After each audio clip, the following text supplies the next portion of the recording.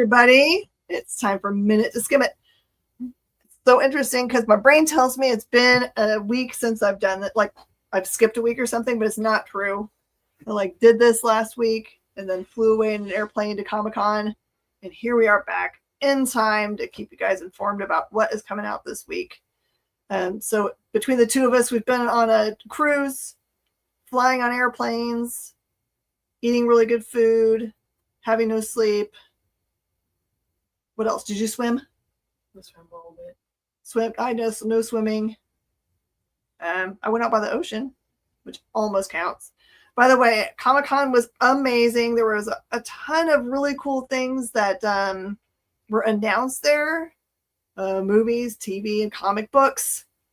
It was so funny on, I think, Wednesday when I was traveling, all of a sudden, all of our Collexit backstock #1 started to sell.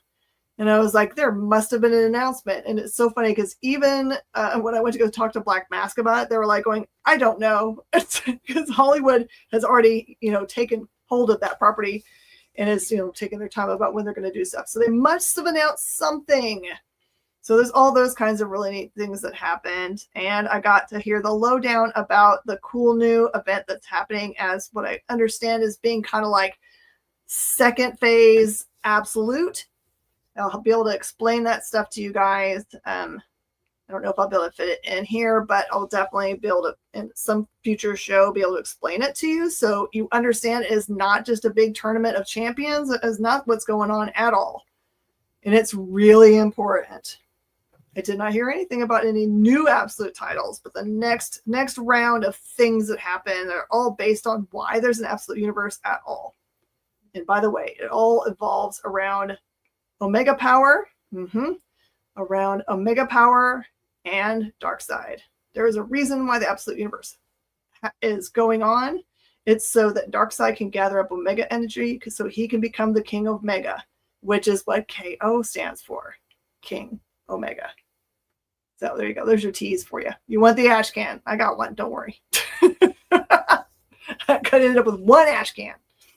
All right, everybody, let's talk about this week's books. And then if we have time, we'll talk about anything that I heard. Oh, goodness gracious. This is so fun.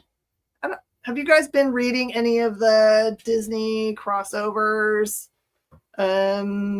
Daisy as Captain Marvel, etc. They're all really fun. They're perfect to hand to somebody that loves, goofy Disney, anything really, Goofy, Mickey, Minnie, all those characters, Donald, and just want a little something extra. This is, of course, a really good homage, a very famous cover for Spider-Man. And it's a pretty straightforward tale. It changes up the story a little bit for you for kind of his origin story to make it a little more aligned with the Goofy story. It is really cute, and I don't know, you just got to collect all of these things because I think it's neat. They've done these actual stories, and then they've also in the past have done just like the variant covers for, I think most of them went through like ASM, I think, where they just like had those, or Avengers, or some of the main titles where they just had like a cover, but not the insides didn't have anything to do with it. These are actual storylines. I think my favorite of all of them has been the Uncle Scrooge and the Something of Destiny, where you got the Infinity Gauntlet. That was really, really cool. So anyway, this is just super fun. They use them for 1 in 100 for some reason. They do that, but there have been a ton of them that have just been regular open order variants. The only thing that's wrong with them is that really they look like this, and they don't tie. It's like they'll have an Avengers version cover, but it's not on an Avengers book. So sometimes you don't know. Like if you're like looking for it, you're like, oh, I need the Avengers one. It's not. It might be on a Spider-Man or something. So those are tough to put together a set of, but you can do it. I believe in you.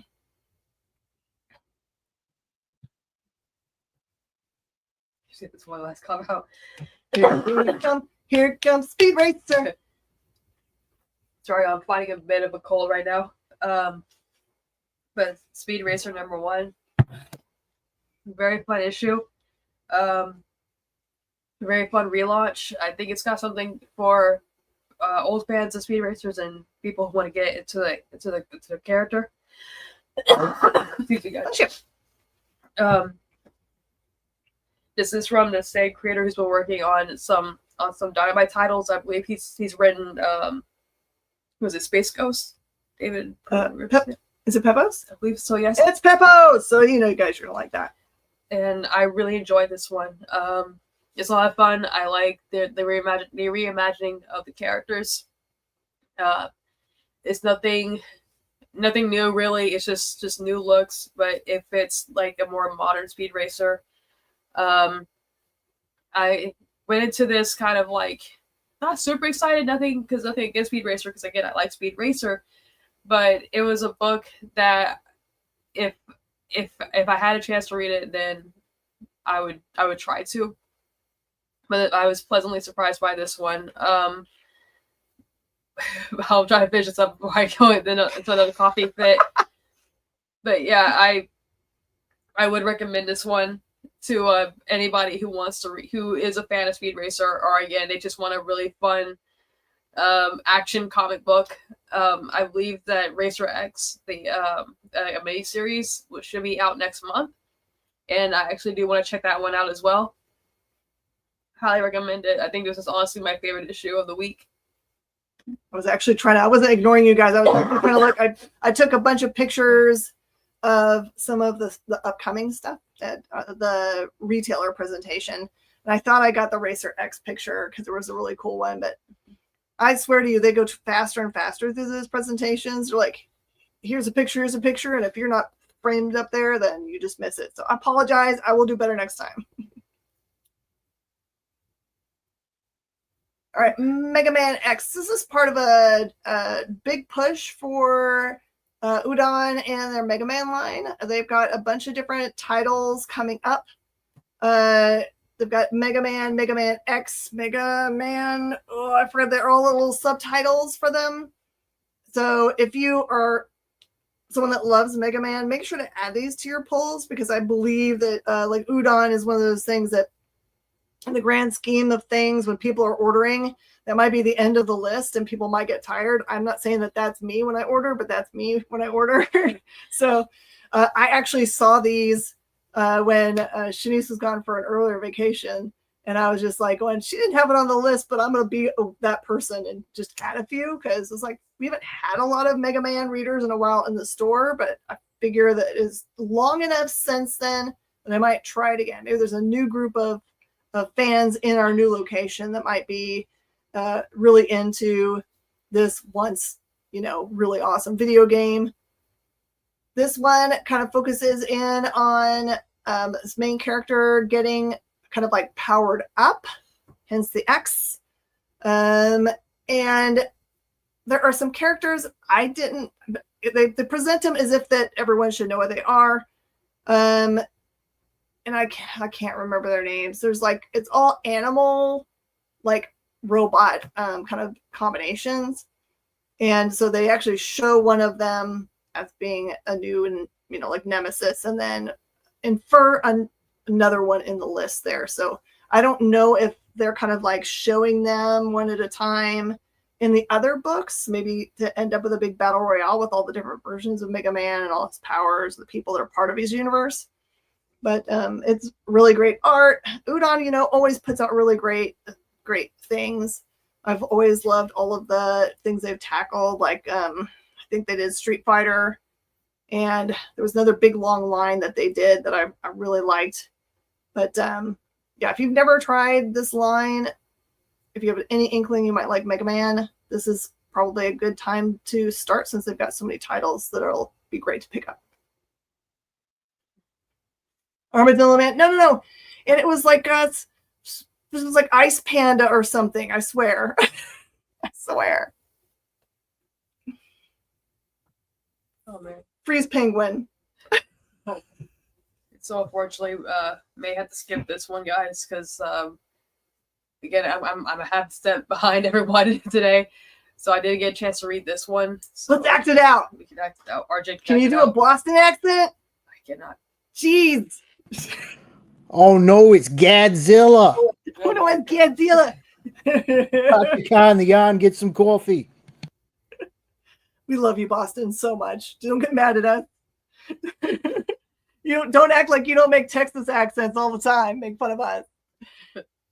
They've all been really cool, right? You guys know that all the Godzilla. You can put Godzilla on anything right now. There was so many Godzilla things being announced at Comic-Con. So many variant covers for Godzilla properties already going on. It's wicked awesome. Yes. It's what I don't know. What are some good places that might destroy? I don't think it's going to get down into the tunnel, so I don't think we have to worry about the tunnel being affected. Please don't destroy the marketplace because they have really good food. I want to be able to go there. At least 20 Dunkin' Donuts are destroyed. At least 20 Dunkin' Donuts. Oh man, I thought that we don't want to read these things because we love them. We just had a late start today, so you should have seen it. Like literally, I came back. So both our warehouse manager and I went to Comic-Con, and he came back to like something like 100 packages to ship. It's incredible what he's had to go through today. So Dunkin' Donuts will create an eternal enemy. Oh no, it's on. Okay, so I read 2 Star Wars books this week. We're headed toward the end of one of them, which is the other one I'm going to review. But this one is Hyperspace Stories. This is the Dark Horse line, and it does lean to a little more younger crowd. So it's a little more cartoony in its art style. Very appealing as a Mace Windu in it. And yep, that's what I remember because I haven't had any sleep. I remember really liking it. I tend to read the Star Wars ones and think to myself, because there's been so many recently, there's no way I could possibly remember the difference between them. But I did like that it had you could tell that it was accessible to everybody. It didn't feel like you had to know a whole bunch of stuff to begin with. But the problem is that I read the other Star Wars one first, and I really did adore it. So it's hard to override all the stuff that you just read without mixing it together. But I'm a Mace Windu fan. Can't go wrong with Mace. Hey, Amens.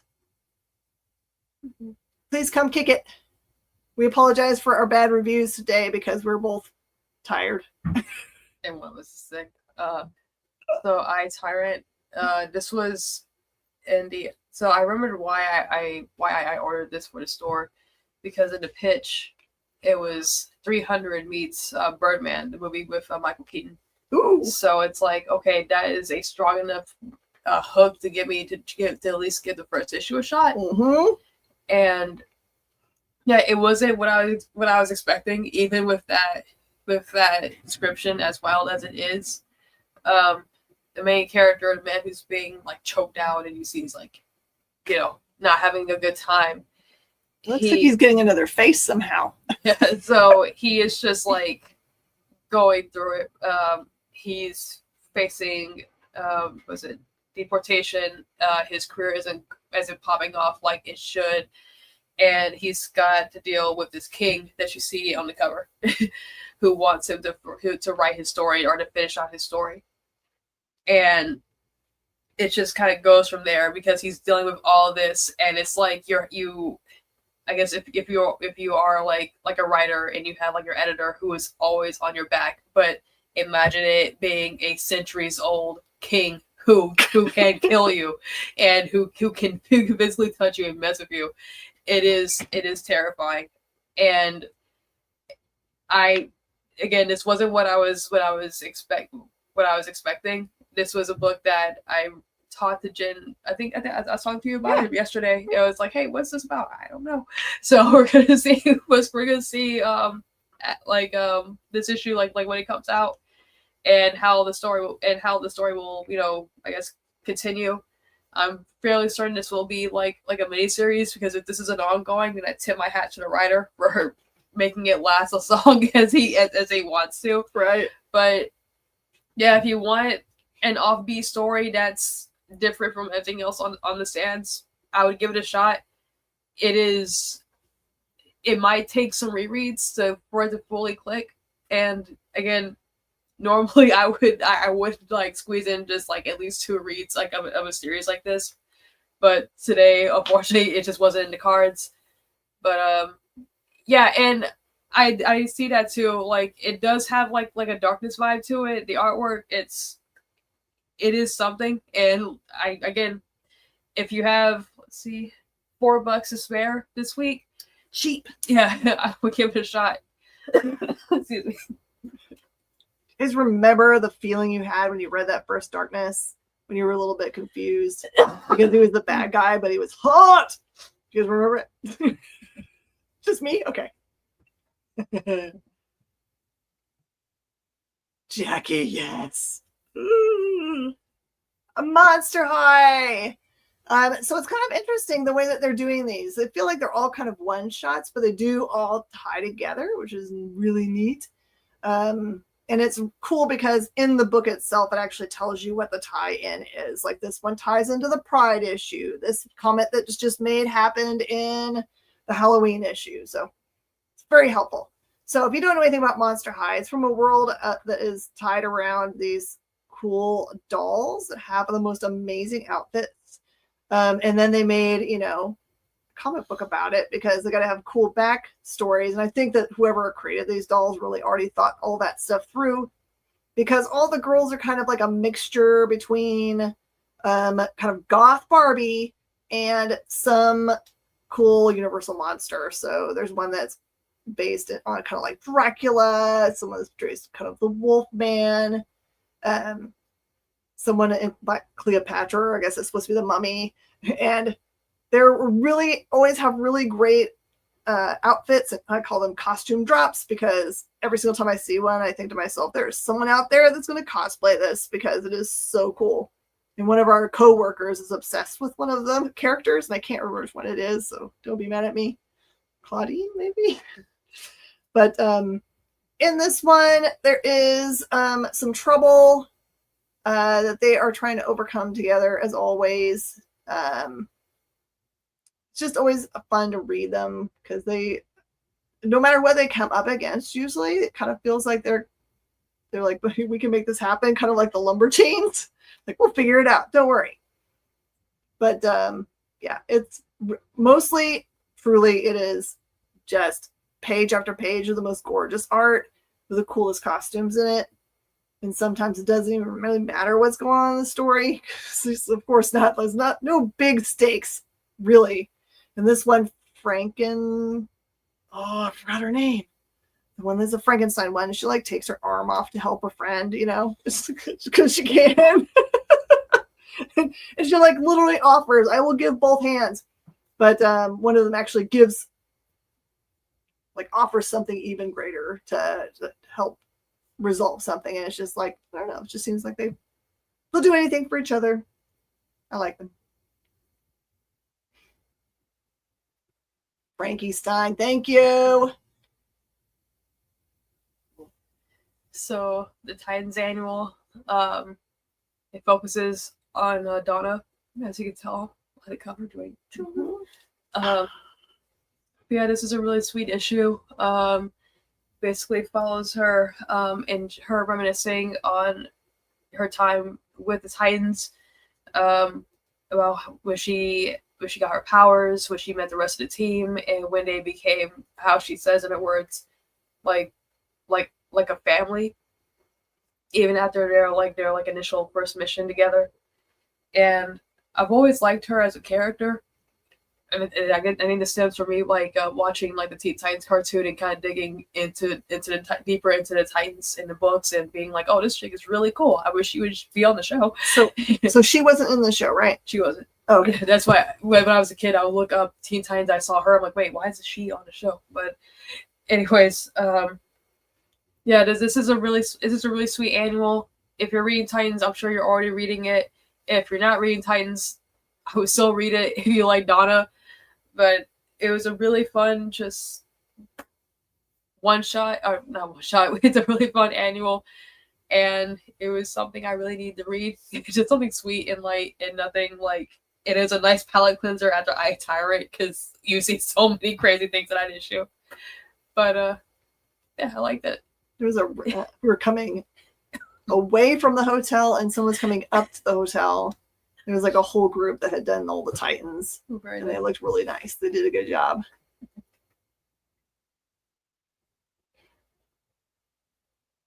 Okay, so I will be one of those people that will tell you that, you know, Gods, the first series that came out at the same time as one other giant storyline, and I can't remember what the other competing storyline that there was. I feel like it was like maybe Blood Hunt or something close to that era. But I've been hearing through my secret knowledge people in the industry that Gods is going to be really big and pivotal to the storyline that's going on right now in Imperial, and then we'll kind of like continue on in all the little space titles that they announced at the show, because that's kind of like we've been on home base for a while for all our characters, so it's all been Earth-based things, except for the stuff that was happening on Araco, which was Mars. But we haven't been really focusing on anything that's happened out in the space, and that's what part of God's storyline is part of. So I'll get you caught up a little bit. This one is me talking a lot instead of none at all. What you might not be aware of is that Doom is Sorcerer Supreme. He takes his job not very seriously in regards to protection of the Earth. Only really worries about his, own people and place.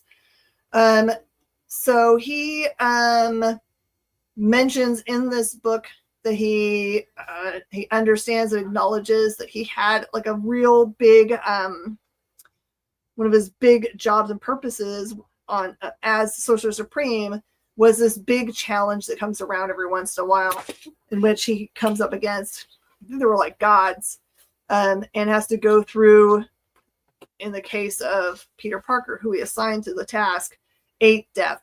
So it's like 8 deaths to just there's an ability to use, I think it was called a read, to or have him come back to life, but it didn't make all the deaths that he went through any less painful and horrible. It was a big challenge, and it kind of turned out really cool. But to me, I'm just going to call him out for this. Doom, you're a coward. That you turned that over to Pete and didn't think you had time to do it, or it was beneath you, or whatever your reasoning was. Call shenanigans on you. Come at me if you want. But this one is about a girl. It's like focusing on this girl. I'm not going to remember her name for the life of me, even though she says it. I'm going to say it's Mia. And she is the acolyte of this guy that's here on right next to me. That guy. So there are 2 characters that are involved. Wish I knew that it's like the power over all and the something else under the something, which are the two big opposing forces that exist. They are, although it might look like this guy, this is really, I think it's really an embodiment of a woman that's in there that's been assigned his body. But he is a big magic user, and it's kind of like he's gotten a bound acolyte. So what it means is like this acolyte has no choice in the matter. I don't know how she got into this situation. But what happens in this issue is so interesting because he basically doesn't even care enough about her to know her name. He just shows up and calls her acolyte. And what you find out is that they all end up in the same space because the sun is supposed to be being controlled by a series of sorceries, so that demons can't go into the middle of it and start eating it. And Doom has not been doing his job. And it's got into critical failure problems. So there is a really awesome story amongst the 3 of them in which you find out one of them is way more powerful than any of them imagined. So this is not a throwaway issue at all. I think this character is going to be, thank you for the names. Mia is the acolyte, and Wynn is the cool Dracula-looking guy there, who's not Dracula at all. So definitely read this book. It's going to have implications because it's part of the One World Under Doom. It will help you to kind of understand Doom more. Like every time that he gives you reasons to hate him and think that he's like like whatever, and then he does things that you're like, okay, well he he means well for somebody. Maybe it's only for him, but maybe not as a nefarious kind of way as I feel like sometimes. But very important book is what I'm going to tell you. Don't skip this book. Oh man, there's another one. I have to skip this one too. Sorry, guys. It's cold is beating my butt, unfortunately. So I will tell you that I've been reading all the Bring on the Bad Guys, or I read the last one in the queue, and they've all been really awesome imagination stories about these characters and how, like, big implication stories. I don't know. Was the idea you got from the talks we've been having that it has big implications, or is it just what if versions of things? There will be bigger implications from it, and it's building up to something that'll happen down the line. Looks like the Joker trying to possess Loki. Oh, geez. Oh, wow, yeah. I just remember the last one that I read, I was like, holy cow. That was amazing. Yeah, the Green Goblin one was good. I liked it. Yeah, they've all been one-shots, but I think they're all going to tie something together. So you might just add Bring on the Bad Guys to your list. I don't know how many more there are in this series, but they've been all amazing. Yeah. Oh my gosh, this was so good. Okay, I think I left it out because I read the first 3 stories because it's a really big Perfect Bound book, which are the square bound books. So I'm going to just look at the front page of this one so I can remember what the first story was about, because they were so good, all of them. Oh my gosh. Okay. Yay. So the first storyline is a really good storyline involving just straight up Superman, in which he's fighting a creature that is hiding out in the sea, but also and is invisible basically to everybody, including Superman. But he figures out a way to figure out where it is, mostly because he can see all the fish in the sea. And if there's a big void in the middle of where a bunch of fish are, it might be the creature you're looking for. But this one's for people that you'll feel that they're tying into the mood and tone of what we've gotten from the Superman movie, in which the through storyline is that it's not important to kill the creature that you're fighting, but mostly to find how to get it back where it belongs and doesn't do damage. So the art style in this one is really, really great. I'm trying to remember who the artist for the first one is. This is Gerardo Sandoval. Just really, really great, that first storyline. And then the second one is, oh my gosh.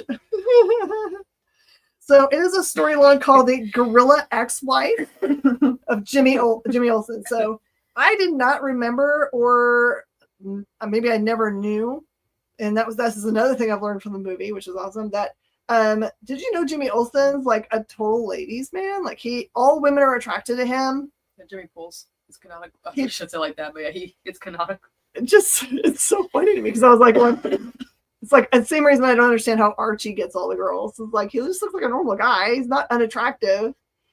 But it seems very rude to call her a gorilla. She calls herself a gorilla, so I'm just letting her self-identify. So in this one, he goes to an event. He needs to get a picture of one of the main guests, who just happens to be this gorilla who's got an awesome name. What is her name? Bruna. She's a gorilla actress. And the problem is it's Jimmy's ex, and that makes it difficult because now she's dating Gorilla Grodd, and he's not having any of it. So it is a really funny interaction in which Jimmy will even talk to Gorilla Grodd about it before he actually wants to talk to his ex. But it becomes a very sweet story because the reason they're broken up, or the way all that happened, left everybody in a bad kind of like space with each other. And this allows for him to make it right by admitting his wrongs. So that is awesome. And it's hilarious because it's him talking to a gorilla. It was like, okay.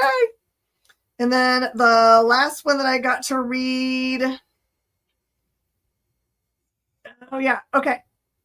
So the last one is a really sweet story with Bizarro. So the whole entire story is literally him trying to figure out, like, he really wants to be acknowledged as being helpful because he's not really a bad guy. I don't know if he is in the books, if he's an actual bad guy or if he's just because he's backwards from everything Superman is, if he just like undoes things or does things wrong. But he actually, in this book, decides that if he can't actually be acknowledged as being like Superman, that maybe because he sees an ad announcing that they were looking for someone to play the part of Superman, that he's like, I look just like Superman, or I am Superman, whatever he says it backwards, right? And so in the early part of the story, he actually rescues a little cat named Mittens, and he keeps Mittens with him, takes Mittens to, he goes to improv school to try to learn the skills he needs to know to be able to try out for the part of Superman, which I don't know if improv's what you need to be able to try out for an actual part. You probably need to memorize your lines. And I will just tell you that it ends up in, like, all of these end up with in a really sweet place, hence the California love. So if you like the good feelings you got from the Superman film, this is probably a really great book to read. Like I said, I only got to the first 3 stories, and there's a bunch more. How many? 1, 2, 3, 4, 5, 6, 7, 8. So there's 8 in there. So you will have a lot of reading material, and you'll be able to enjoy maybe just taking this to the beach with you. Unless I think, oh, there is. Okay, so Savage Wolverine. So this started off as a Infinity comic. So just kind of going, so just starting off this review with that. So chances are some of you may have already read it, but it's a really very bloody, very violent, just filled with just tons of body horror. Wolverine comic, and oh yeah, it gets even worse. Just so many.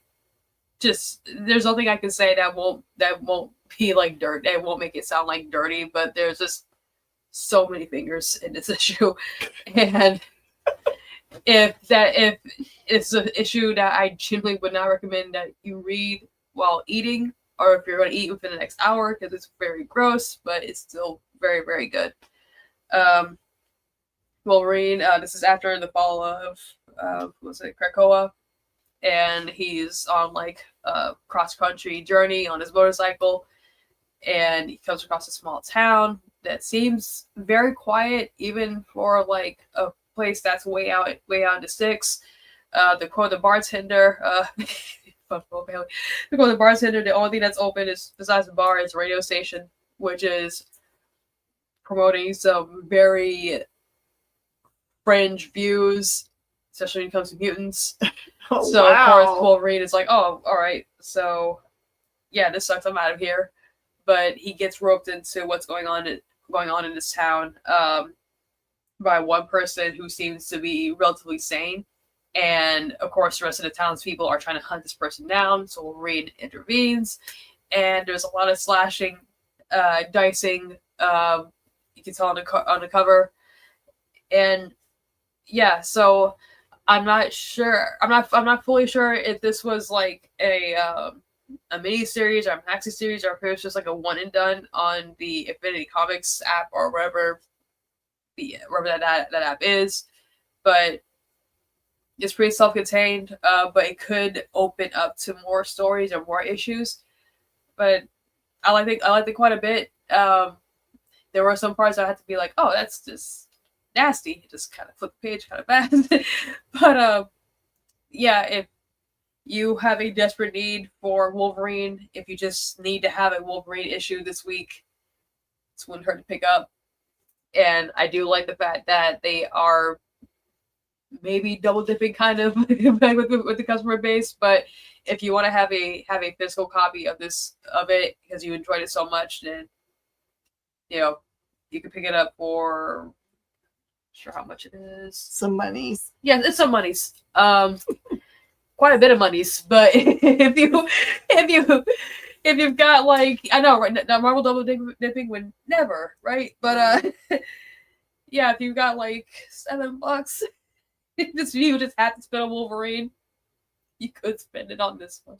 You know what's interesting to me is they spent such a like they were like really big into the whole like red band part of the blood hunt, but reading the books that had red band material, it was really just a little bit more bloody. Yeah. Like they splashed some blood on the page, and it wasn't anything like really was dark. But I will tell you, in the last month or so, there have been a ton of Marvel books that came out that were like pretty adult in their leanings, and those I thought maybe needed a poly bag and a red band, not the ones that they were putting out before. It's just like, if you're gonna red band something with bite. Yeah, because that's why I was kind of curious about that too. Because like you said, like I've seen some books that are polybagged or got the red band treatment, and it's like this wasn't bad. So I don't know if it was because there were some swear words in it, but they were bleeped out. In my head, I'm like, well, if you're gonna like see someone being like disemboweled, you can drop the F-bomb at this point. Like, who cares? I mean, there's a parental advisory note on there, so it's like if you're gonna go full Monty, you might as well. Marvel Knights is back. Yeah, it is. Yeah, it could have been put under that banner. Just put MK in the corner. Yeah, just boom. Not potty words. Mm-mm. Yeah, because. All right, this is the other Star Wars one that I actually read and thought was really, really good.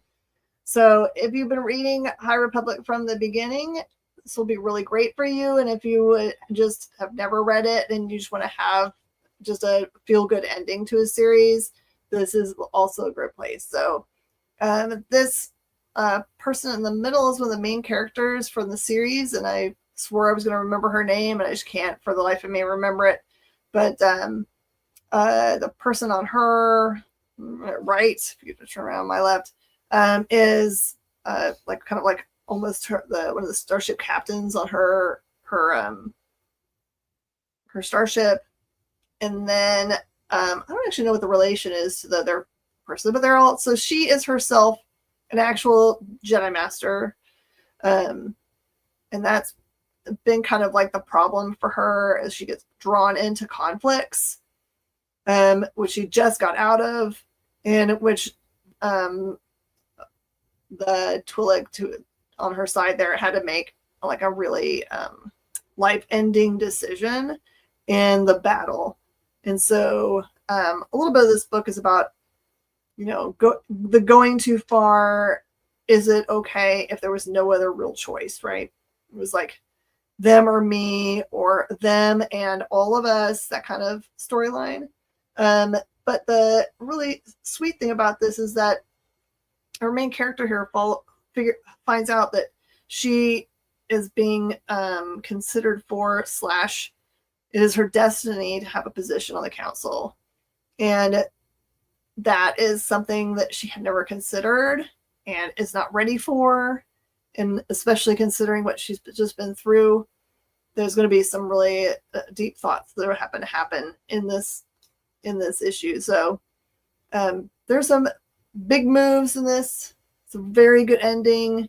I don't know if this is like the true, like it says the finale, and I believe it is, because it does end like in a way that would be completely finished. And I know that Marvel is moving away from the High Republic line. There's other stuff they have coming out, but I feel like they kind of oversaturated all the storylines that can happen in the High Republic and going to let it rest. Keeve, thank you. And Skier, yeah, the lizard guy. And Lorna D. See, it's because I haven't read the entire series, so I haven't really gotten their name. I read some of the earlier issues with Keeve in it, and it's like a really cool name, but my brain somehow just says, no, thank you. I'm not remembering that. So anyway. I do like how the first two have the most Star Wars sounding names, and then Lorna D is just so like, you say he's from the South. Yeah, it's from the South. Planet Alabama. Spider-Man in a Sinister 16. Only way I can describe this issue is just delightful. It's just a delightful book. I was so excited. But they're bad guys. I know, but it's such a delightful. It's so fun. It is just like hog ass no breaks. Just a very fun issue. I was excited to see Phil Noto doing the art on this. He's one of my favorite cover artists. one of my all-time favorite Marvel things, which I don't think is even official, but the Marvel photo book, and it follows a different it's great. But basically, the story follows Spider-Man. He's out on a date with Mary Jane because he finally got an invitation to this super bougie, expensive French restaurant, and it's one of those places that you have to know somebody to get into this restaurant. So he goes there with Mary Jane, and then he sees Thor and She-Hulk. They're also there on a date. According to Thor, it's a date, but to She-Hulk, it's not. It's complicated. It's complicated. So, and while they're there, they also see Doc Ock also on a date with somebody, and you start to see more and more people show up. You see Jessica Jones and Luke Cage. You see Mystique and their partner. You see Kingpin and Typhoid Mary. Like, you start to see villains and heroes, and you're like, what is going on? Who put together like this guest list? And why do they have like a bunch of superpowered people who all have like not the best relationships with each other? And you find out why they're all there. Wait, is this a murder mystery dinner? No, it's about insurance fraud. What? It is so stupid, but it makes sense in context. And I wish I didn't even say that because I feel like that kind of spoils its own. That totally draws. I would read it now. Yeah, so it's a book about insurance fraud.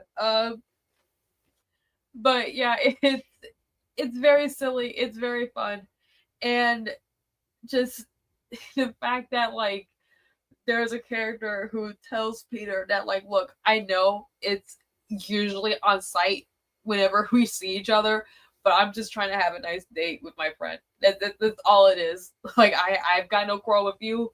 You have no quarrel with me tonight, at least. Let's just enjoy the evening. And of course, this being the Marvel, Marvel universe, it just can't be a nice evening. Mm-hmm. But this whole line, like the other ones, like it ranges from silly to more solemn, but like this one, I absolutely enjoyed. And again, just like Noto being just like the cherry on top of a very fun pie or a very fun sundae. But yeah, I really like this one, guys. If you wanted like a funny book, for funny books, I do recommend this one. It's just pure fluff, but there's nothing wrong with fluff. Sometimes it's good to have fluff. Sometimes. Feel good books. I think there's a bunch of them this week. That's good. Yeah. Ooh, Werewolf by Night. Okay. So this one's very interesting. It actually presents us with the main character. I think his name is Jack, who is the werewolf by night. He has kind of like figured out a way to lock himself in a safe room during the 3 days in which the moon might convert him. And he is terrified because he doesn't remember anything that happens during that time. He's not in control of anything that happens when he's the wolf. And he presents it in a very beautiful way. Like he's really wanting to not harm the people that he loves very specifically. So there's a big twist in this. And once you find out that despite the fact he thinks he's in a locked room to protect himself, he's actually a prisoner. And it just happens to be Dracula, who is using him for his own purposes. But he doesn't have him in a normal prison. He has him in a dream state.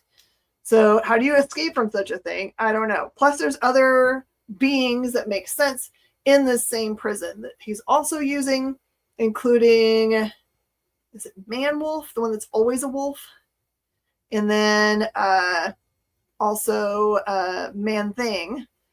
And it is a really, really great storytelling. If you like all of those, like the dark side of the creature spectrum for this, there's no Morbius. It really is just mostly driven by Dracula, which he's very, very powerful. I really do like that both Marvel and DC have really embraced all those universal monsters and used them in a very unique way. So this is great, dark, not super terrifying, just good dark storytelling.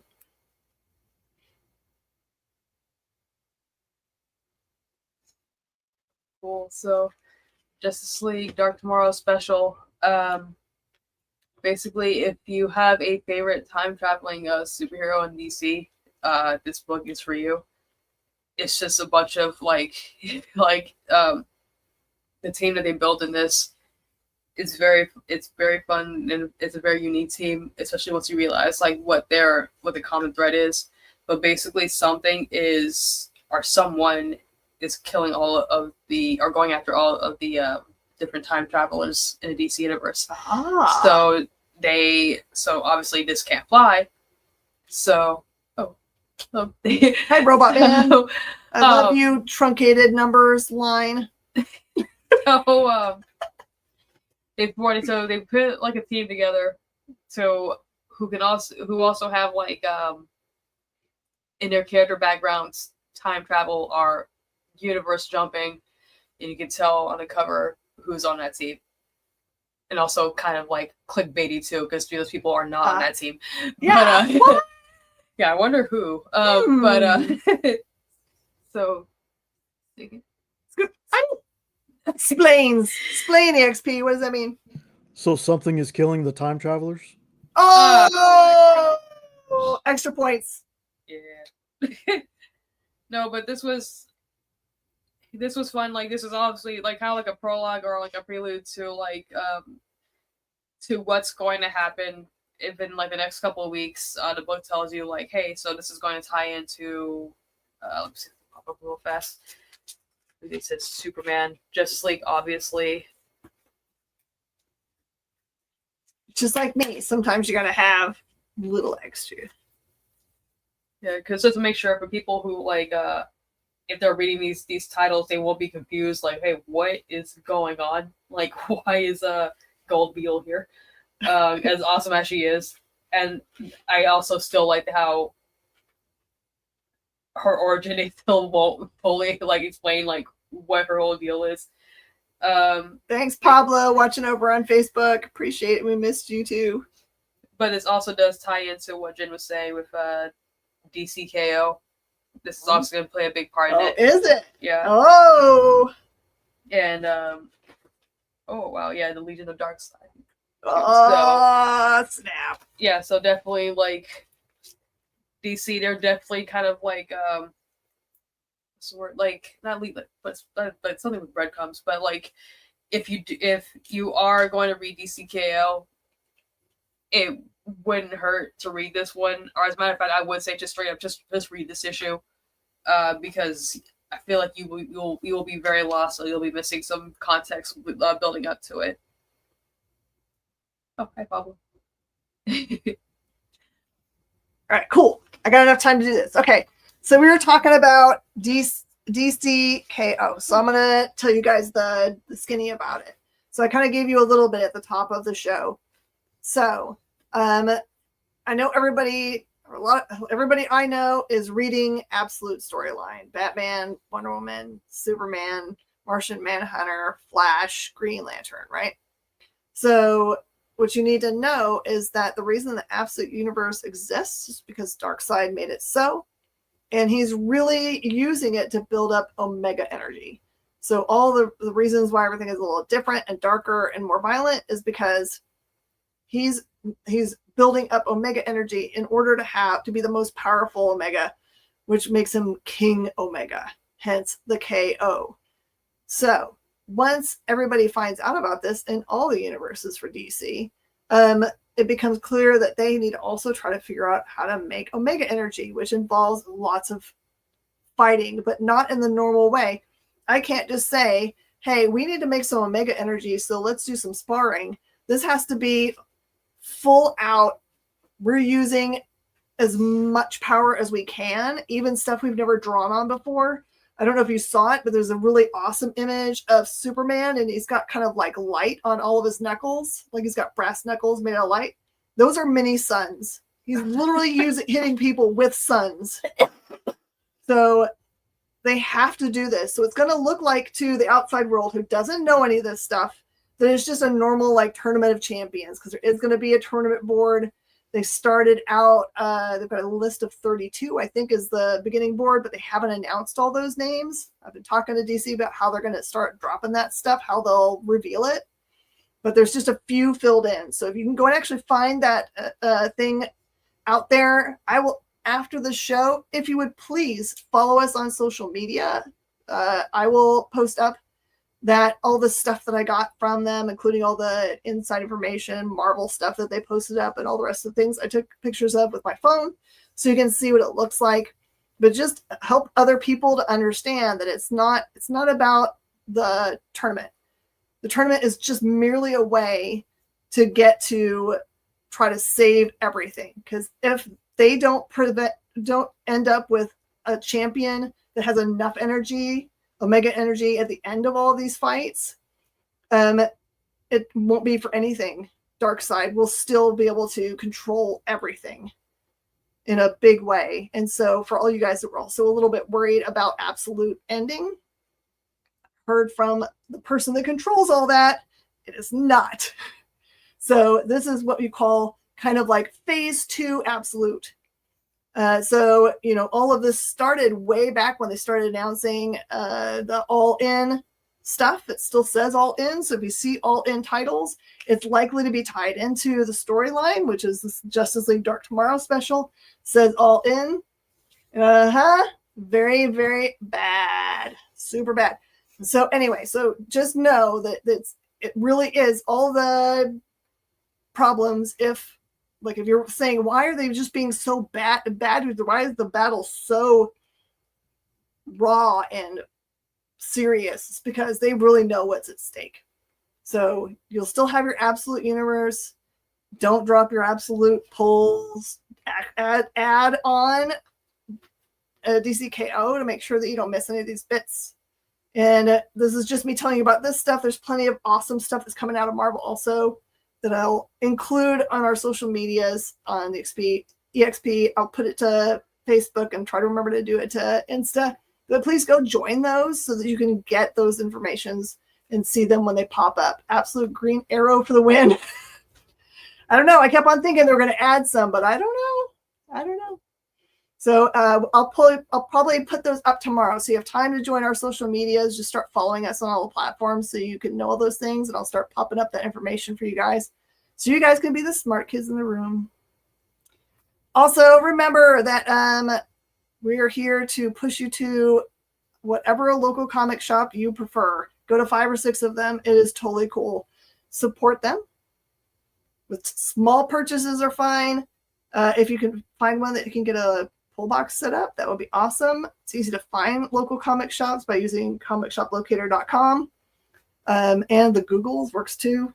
And definitely, sincerely, I don't think I can remember a time when I've been more excited for both Marvel and DC and Image Skybound and Ghost Machine stuff to come out. There's tons of other books I read, but for those specifically, I almost have to bow out when we get into Reviewville. We're like, yep. And if you don't have an LCS, there's somebody on the EXP that is a local comic shop that can help you find the things that you love. Stay tuned because I do believe we still have Wonderland on today. I don't know what their focus is, but and then later on we got some Henri show, which I'm sure will be as fun as possible. He is such an awesome guy. If you have never watched an Henri Copeland show, please watch one. If you were having a down day and need some energy, he's got it for you. He'll make you feel happy, and you might be able to see his doggo, which is a really cute puppy. I would suggest to not wear headphones if you watch Henri's show, though. No, that's not a great idea. And Welcome to Wonderland is going to be focusing on sci-fi this week. Oh, nice. Ooh, so should be a fun show. That. Very cool. All right, everybody. I am so thankful for you guys coming every week. Thank you for being awesome and sharing and letting other people know about our community. We really appreciate it. And I will get to see you guys next time, same channel. Bye, y'all.